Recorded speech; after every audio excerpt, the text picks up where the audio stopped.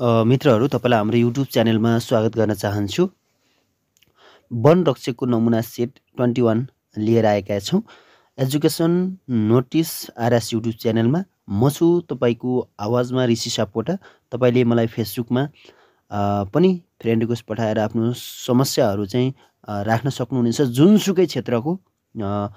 आज हामीले तपाईलाई मोडेल सेट 21 को डिस्क्रिप्सन गर्नेछौँ र अन्त्यसम्म कस्तो लाग्छ तपाईलाई सुझाव सल्लाह र प्रतिक्रिया दिन नभुल्नु होला।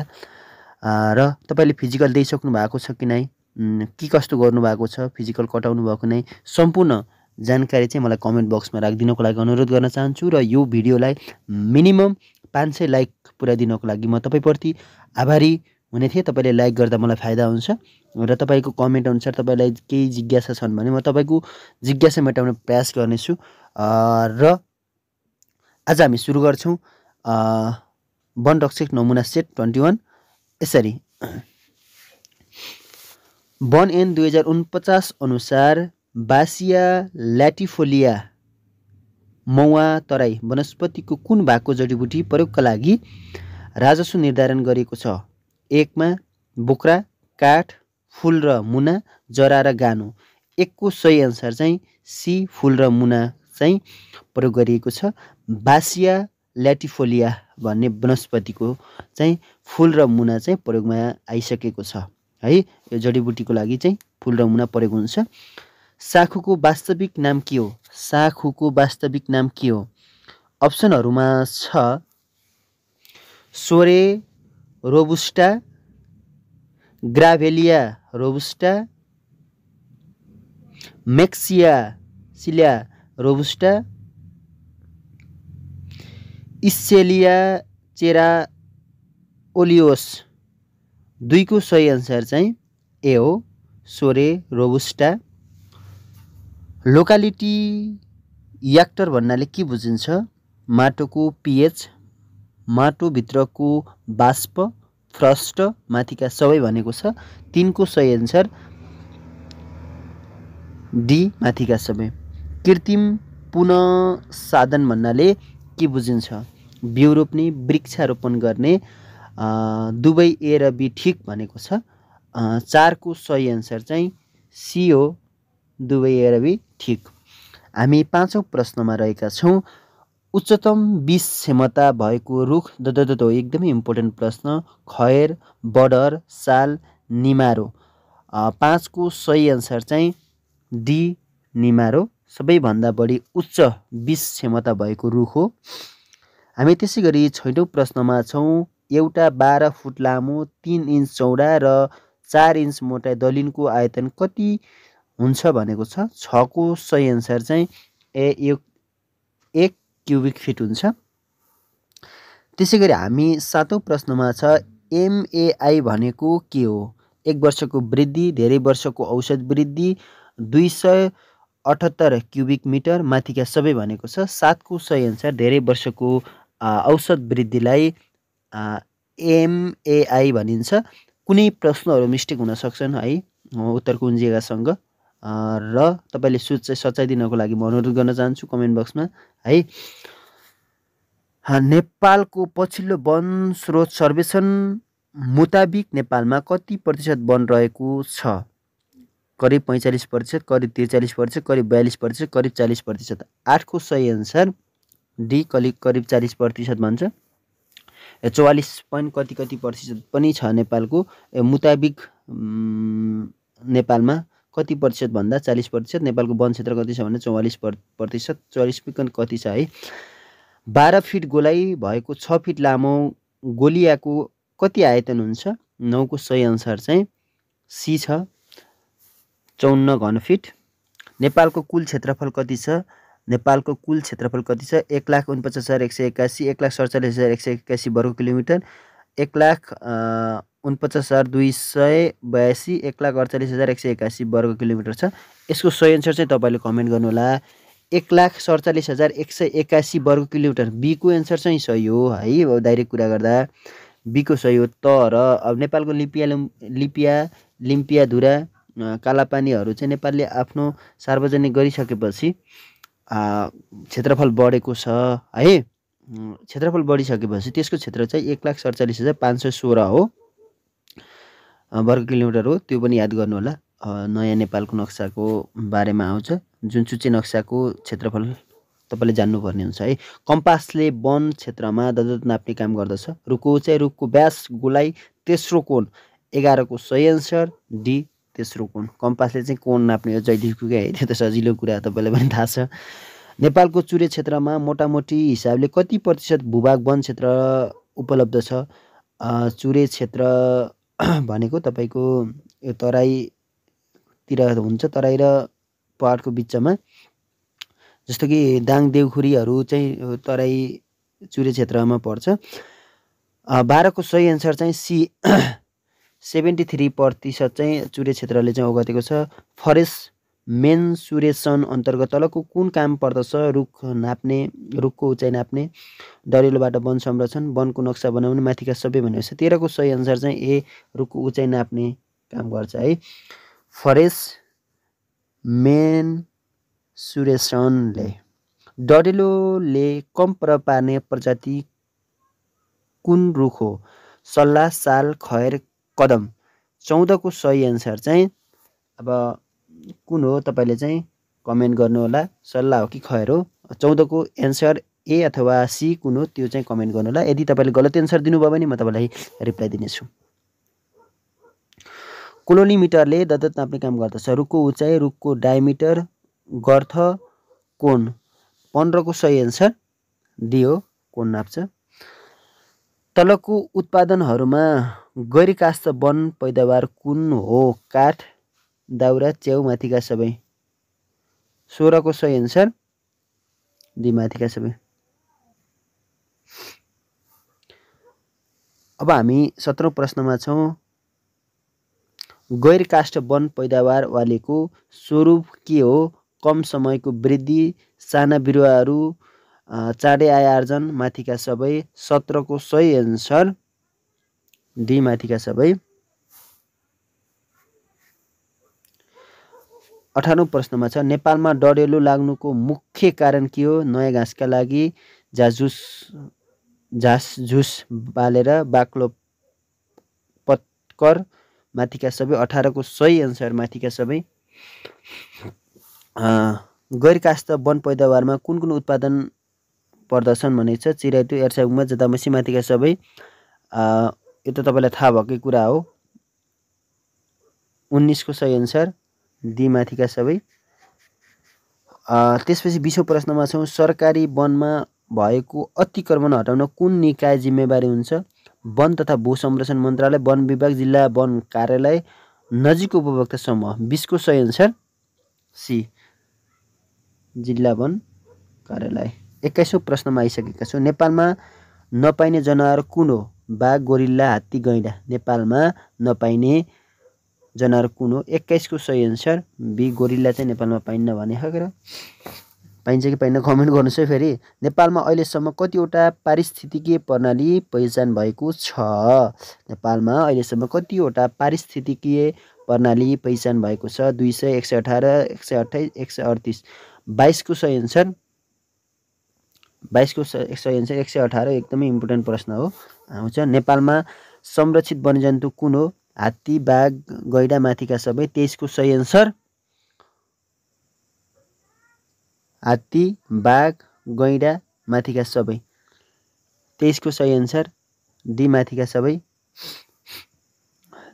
दुर्लभ वन्यजन्तु तथा वनस्पतिको व्यापार नियमन गर्ने अन्तर्राष्ट्रिय महासन्धिको प्रावधान अनुसार वनस्पतिको लागि नेपालमा वैज्ञानिक निकाय कसलाई तोकिएको छ? वन विभाग, वनस्पति विभाग, राष्ट्रिय निकुञ्ज तथा वन्यजन्तु संरक्षण विभाग, वन अनुसन्धान तथा सर्वेक्षण विभाग। 24 को सही एन्सर डी वन अनुसन्धान तथा सर्वेक्षण विभाग। हामी 25औं प्रश्नमा नेपालको तराई क्षेत्रमा पाइने जनावर कुन हो? बाघ, हिउँचितुवा, कस्तुरी, हाब्रे। 25 को सही एन्सर बाघ।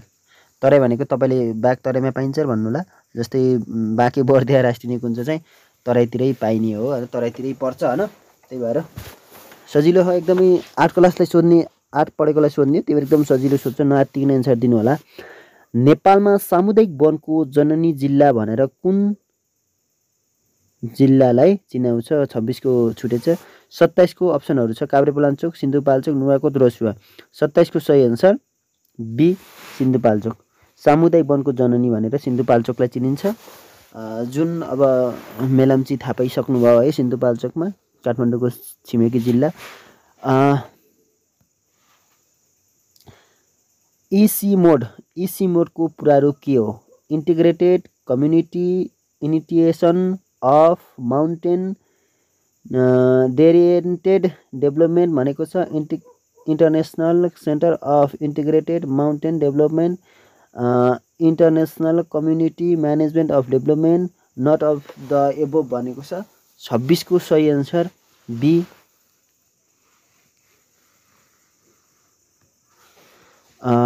International centre of integrated mountain development रहेछ। हामी 28औं प्रश्नमा आइसकेका छौँ। सामुदायिक वन उपभोक्ता समूहले के काम गर्नुपर्छ? कार्ययोजना बनाउने, दलीयोन्नयन गर्ने, आर्थिक विवरण जिल्ला वन कार्यालयमा पेश गर्ने। माथिका सबै 28 को सही आन्सर माथिका सबै भइहाल्यो, सजिलोको आन्सर। नेपालमा सामुदायिक वन समूहको सङ्ख्या हालसम्म लगभग कति जति पुगेको छ? सामुदायिक वनको सङ्ख्या करिब 15,000 जति, करिब 18,000 जति, करिब 20,000 जति, करिब 22,000 जति। 29 को सही आन्सर बी करिब 18,000 जति। सामुदायिक वनको कार्ययोजना बनाउने कानुन कसको जिम्मेवारी हो? जिल्ला वन अधिकृत, रेन्जर, वन प्राविधिक, सम्बन्धित उपभोक्ता समूह। 30 को सही आन्सर डी सम्बन्धित उपभोक्ता समूह। नेपालमा साझेदारी वन प्रबन्धक गरिरहेको गैर सरकारी संस्था कुन हो? फेकोफोन, नेफिन, नेपे, एकोफन। 31 को सही आन्सर टी हो र एकोफन। नेपालमा समुदायमा आधारित वन व्यवस्थापन कुन हो? सामुदायिक वन, साझेदारी वन, कबुलियत वन। माथिका सबै। 32 को सही आन्सर सी कबुलियत वन। 32 को सही आन्सर चाहिँ माथिका सबै है। नेपालको सामुदायिकमा आधारित वन भनेको सबै भयो नि त। सामुदायिक वन, साझेदारी वन, कबुलियत वन सबै भयो। नेपालको वन क्षेत्रमध्ये लगभग कति प्रतिशत वन क्षेत्र मध्यवर्ती क्षेत्रमा पर्दछन्? मध्यवर्ती क्षेत्र 13वटा हुन्छन् है, त्यो पनि थाहा होला। 33 को सही आन्सर सी 4वटा है। सामुदायिक वनको भूमिको स्वामित्व कसको नियन्त्रणमा रहन्छ? वन समूहको, स्थानीय निकायको, नेपाल सरकारको। माथिका सबै। 34 को सही आन्सर सी नेपाल सरकारको। जीपीएस को पुरा नाम के हो? Google positioning system, geological positioning system, geographic positioning system, global positioning system. 35 को सही answer D global positioning system. पिपलको वैज्ञानिक नाम के हो? पिपलको वैज्ञानिक नाम 36 को सही आन्सर बी पिपर लोङ्गम। पिपर लोङ्गम। वन ऐन 2049 अनुसार हेमिस डेस्मुस इन्डिकस अन्तर्मूल वनस्पतिको कुन भागको जडीबुटी प्रयोगका लागि राजस्व निर्धारण गरेको छ? अन्तर्मूल वनस्पतिको नाम। 37 को सही आन्सर बी काठको लागि। निजामती सेवा ऐन 2049 अनुसार राजपत्र अङ्कित द्वितीय श्रेणीको बढुवाद्वारा पूर्ति गरिने आन्तरिक प्रतियोगिताका लागि कति प्रतिशत छुट्याइएको छ? 20, 15, 10, 25। 38 को सही आन्सर ए 20%। भू संरक्षण भनेको के हो? भू संरक्षण भनेको के हो? भू संरक्षण भनेको के हो? 10 उठ चेक ड्याम बनाउने, तर्फनन गर्ने, वृक्षारोपण गर्ने। माथिका सबै। 49 को सही आन्सर माथिका सबै। हामी मोडेल सेट 40औं प्रश्नमा आइसकेका छौँ। राष्ट्रिय निकुञ्ज तथा वन्यजन्तु संरक्षण नियमावली 2030 बमोजिम विदेशी नागरिकका लागि सामान्य शिकार अनुज्ञा पत्रको निमित्त कति दस्तु तोकिएको छ भनेको छ 20,000 रुपिज, 30,000 रुपिज, 40,000 रुपिज, 50,000 रुपिज। 40 को सही आन्सर डी 50,000 रुपिज। त्यसै गरी हामी 41औं प्रश्नमा आइसकेका छौँ। तलका मध्ये नेपालको निजामती सेवाबाट कति वर्षको उमेरमा अनिवार्य रूपमा अवकाश हुन्छ? अब अवकाश हुने भनेको जागिरबाट अब जागिर खाइसकेपछि निष्कासन हुने है। कति वर्षमा निष्कासन हुन्छ? यसको सही आन्सर चाहिँ 57, 58, 59, 62 छ। यो चाहिँ गलत रहेछ जस्तो लाग्यो। यसको सही आन्सर चाहिँ 60 वर्ष हो। 41 को सही आन्सर यसको सही आन्सर चाहिँ 58 वर्ष। बी आन्सर चाहिँ सही हो। 58 वर्ष। खासै अब यो निजामती कर्मचारीहरूको अनि टिचरहरूको चाहिँ 60 वर्ष हुन्छ, त्यसमा चाहिँ 58 रहेछ।